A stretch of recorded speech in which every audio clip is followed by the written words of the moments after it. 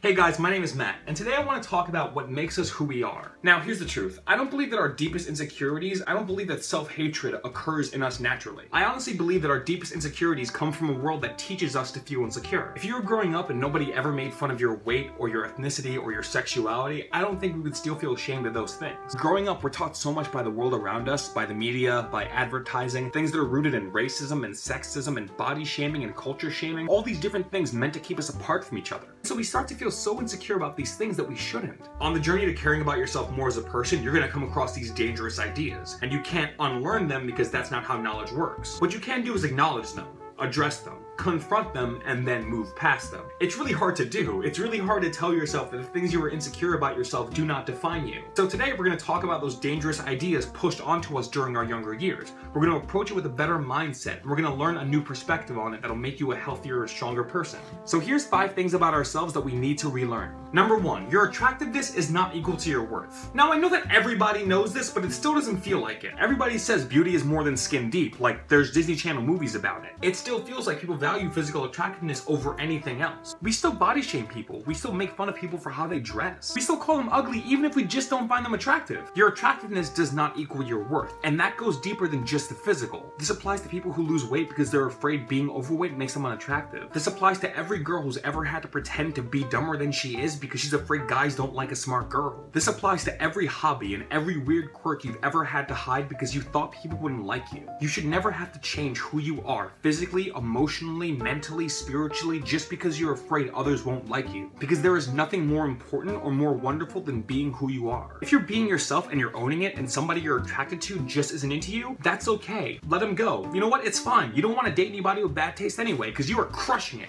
Be yourself. Be unapologetically and truly yourself, and the people you want will gravitate towards you naturally. I promise. Number 2, mistakes do not make you a failure. Growing up, there's so much pressure to do everything right the first time. Don't mess up your schoolwork. Don't forget your homework. Don't fail your tests. Don't say the wrong line in drama class. Don't do the wrong thing in gym class. And don't mess up and say something stupid in front of the girl you like. We're constantly told we have to do it right the first time because we only get one chance. This idea makes us feel like a failure the first time we mess anything up. And a lot of the times, that's the reason why we stop trying. If you're someone dealing with mental illness or self-harm, if you're going through a big physical change, if you're losing weight, if you're recovering from an eating disorder, if you're dealing with drug or alcohol abuse, there may be times when you relapse because you don't live in a bubble and sometimes life gets in the way. We go through hard times, but these relapses and these mistakes don't make you a failure. It's just a part of the process sometimes. Most people don't nail it on the first try because it's hard. Being a person is hard. Going through life is hard. What matters is when you make that mistake, you see how far you've come. You pick yourself up, you look at where you are and where you've been, and you keep moving forward a little bit at a time. Making a mistake does not make you a failure, but surviving that mistake and trying hard and getting back into it,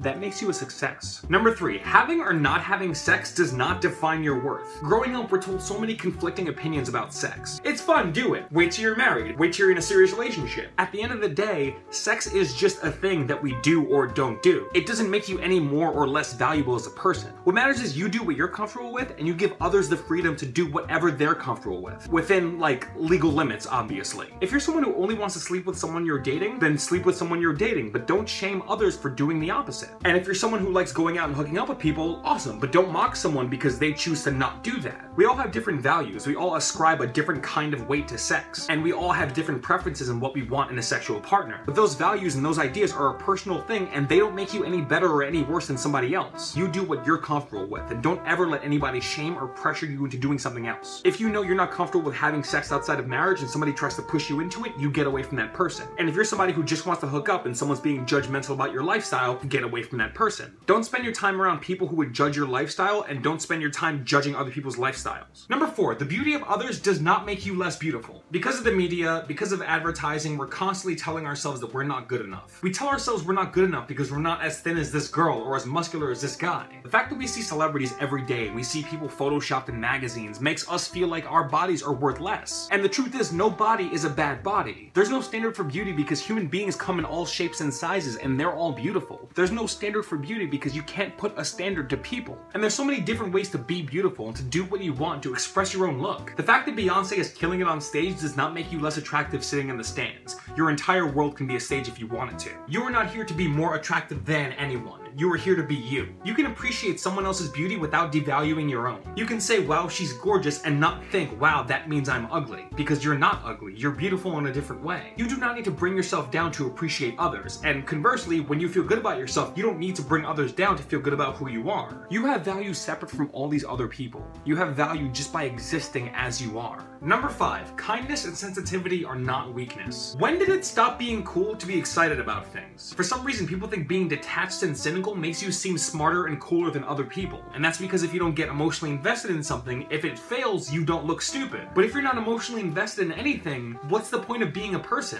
Why is hostility cool? Why is cynicism cool? Why is masculinity so important that being emotional and open and sensitive makes people think you're weak? Kindness and openness and sensitivity and vulnerability do not make us weak. They show more strength than anything. Because there's no bravery in being hostile. There's no bravery in not investing yourself in something. There is so much bravery in being yourself, in being open and being vulnerable and inviting others in. That takes trust, that takes care, that takes vulnerability, and that takes a lot of strength. There is zero courage in not caring about anything. Because it takes so much strength and so much bravery to love others and to try and invite others to be with you. I know it's scary.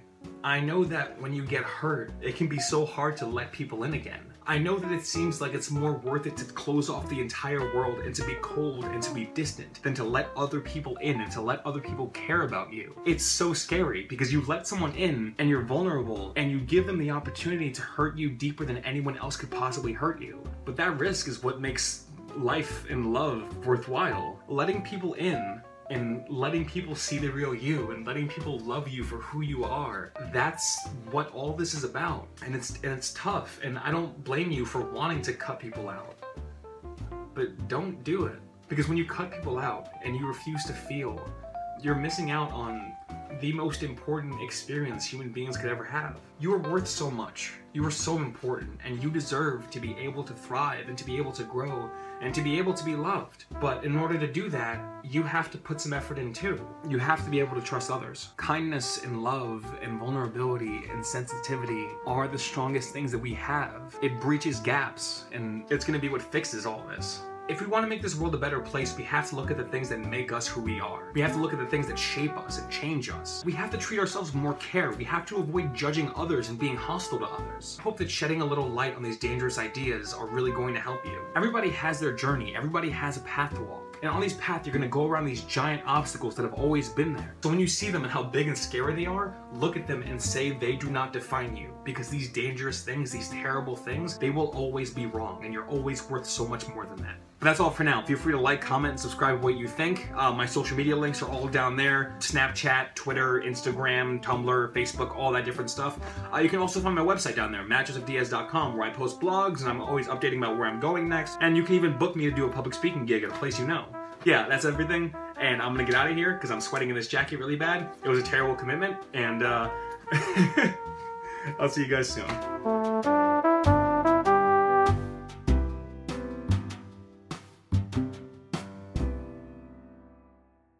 If you're someone who loves going out and having sex with people, fantastic. Do your thing and be safe, and call me sometime. But being good looking is not a competition. If it was, I'd be killing it right now.